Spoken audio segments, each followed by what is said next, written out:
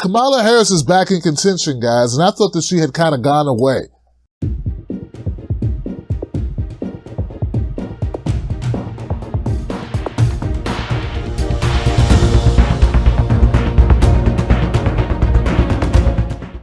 Moving on, guys. Moving on. Let's go to this, all right? So I got a couple clips I want to share with you because a lot of you just did not have the time or the inclination to watch the 5-hour telethon of CNN hack journalism where they prop up certain candidates for the Democratic Party and do their best to kneecap Bernie Sanders at every turn. Many students here who, while you were in high school, even middle school, that you had to participate in a drill, right? Where you were convened and your teachers taught you about how you need to go and run in a closet because there may be a mass shooter roaming the hallways of your school. And in our America, that should never have to happen. Conversations take place every night.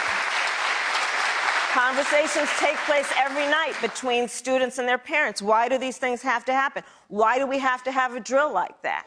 To which, of course, the response is because there are people in Washington, D.C., supposed leaders, who have failed to have the courage to reject a false choice. Well, let me just stop it right there. Now, this is one of the better moments for Kamala Harris. She had several of these good moments, though. Let me just keep it real. This comment about guns went over very well with the audience, as you can see. But one of my things is here. We got to stop it here and say, I really doubt that many young people come home and ask why they have to have a drill. America's gone so far as these terrorist shootings, these shootings in schools, that no one's asking why we have to have a drill. And I don't even think the kids are saying, hey, it's all the government's fault. Though I do feel that gun laws, there may be need to strengthen gun laws in some of the areas that she points out. In fact, I support universal background checks. I support, banning bump stocks. These are things I support. And actually, I think there are things from the gun owners I know who are personal friends of mine that they support. Okay? But I don't think that Kamala's correct here when she says, the kids are wondering, why we gotta, practice not to die at school. You gotta practice not to die at school because you could die at school. All right? So that's why. Let's keep going. Who have failed to have the courage to reject a false choice, which suggests you're either in favor of the Second Amendment or you want to take everyone's guns away. Supposed leaders in Washington, D.C., who have failed to have the courage to recognize, you know what, you want to go hunting, that's fine. But we need reasonable gun safety laws in this country, starting with universal background checks and a renewal of the assault weapon ban. But they have failed to have the courage to act. So, Ben, here's my response to you.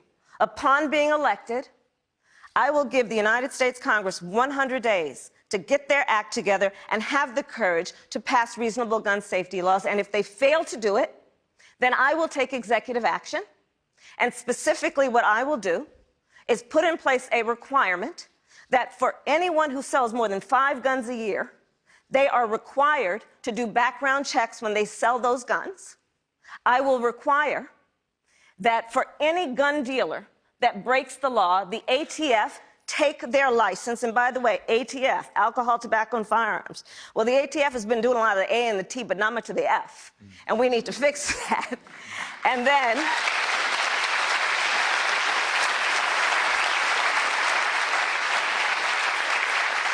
on the third piece, because none of us have been sleeping over the last 2 years, part of what has happened under the current administration is they took fugitives off the list of prohibited people.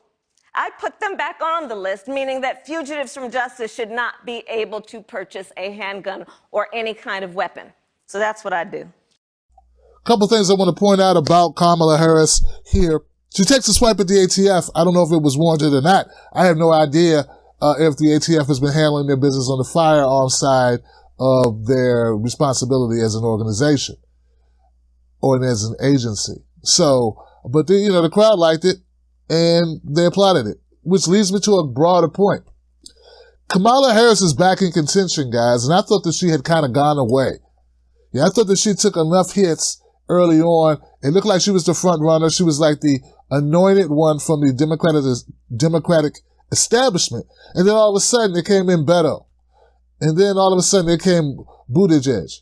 And it just seemed like there was no more Kamala. Well, she's back in a big way, and she's going to be something that anyone will have to deal with in order to secure the nomination.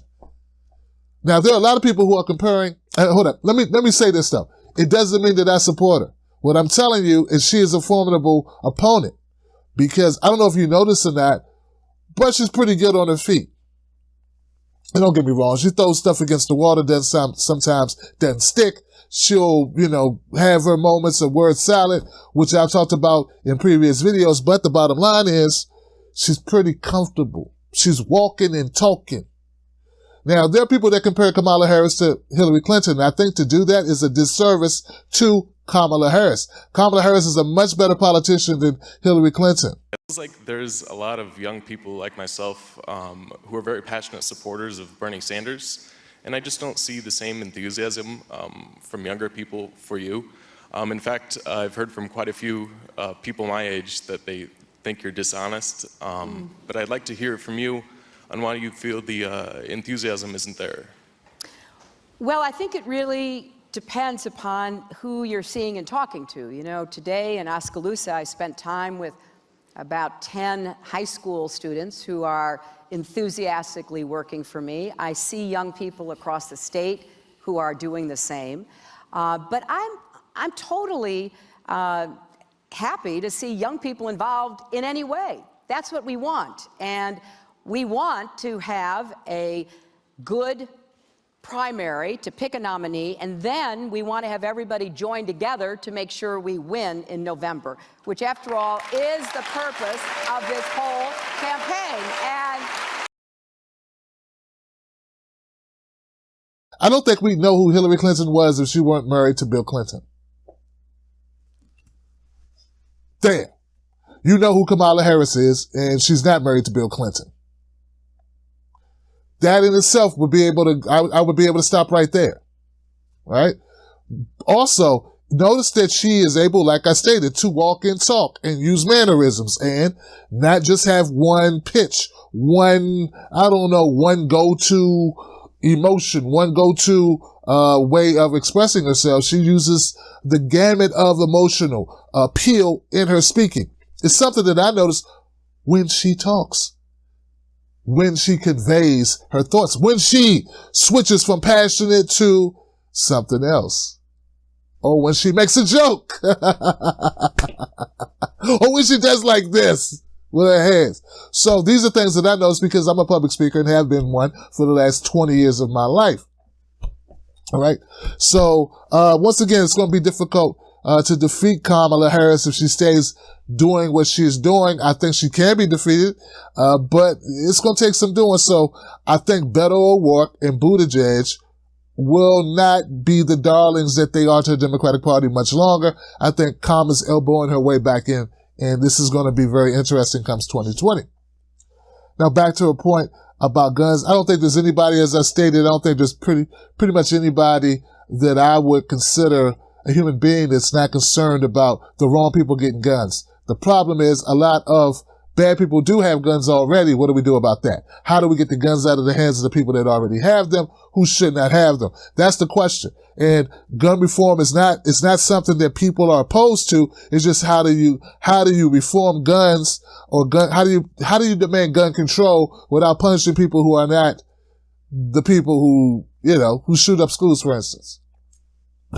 So it's been politicized to such a degree that we're having a hard time trying to kind of coming to a type of agreement on what needs to be done. There are people who have been following me for 5-6 years, and I don't hear about them until I do a gun video. So shout out to my gun people who come back and forth to educate me on guns, because that's your thing, and I know you care about it. There are people who really care about guns, and it's not just for hunting, Kamala Harris, and until you understand that, you never really understand gun culture.